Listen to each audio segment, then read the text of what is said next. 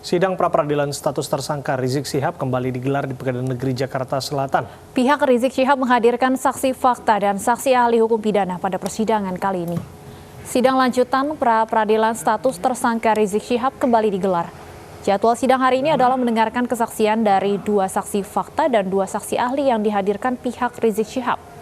Saksi fakta yang dihadirkan adalah tetangga dari Rizik Syihab di Petamburan, sementara saksi ahli yang dihadirkan adalah ahli hukum pidana.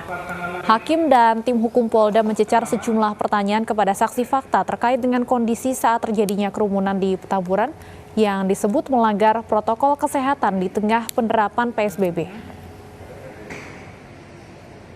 Agama.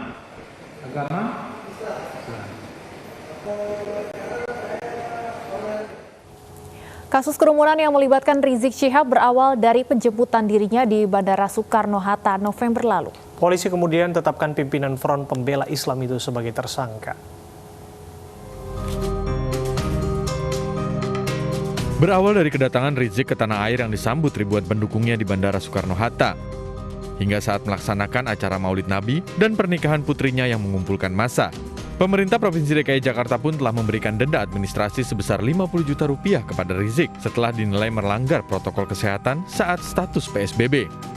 Selain itu digelar pula pemeriksaan tes cepat COVID-19 di Petamburan untuk mendeteksi timbulnya klaster baru. Dalam kasus kerumunan ini sejumlah pihak diperiksa penyidik Polda Metro Jaya, termasuk Gubernur DKI Jakarta Anies Baswedan.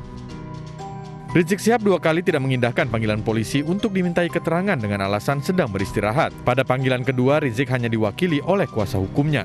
Setelah melaksanakan gelar perkara, polisi akhirnya menetapkan status tersangka terhadap Rizik Syihab atas kasus pelanggaran protokol kesehatan di saat pandemi COVID-19. Dalam kasus kerumunan Petamburan, polisi telah menahan Rizik Syihab. Alasan penahanan agar tersangka tidak melarikan diri, tidak menghilangkan barang bukti, serta untuk mempermudah penyidikan. Rizik Syihab dijerat dengan pasal 160 dan 216 KUHP tentang penghasutan dan melawan petugas dengan ancaman hukuman maksimal 6 tahun penjara. Tim Liputan iNews melaporkan.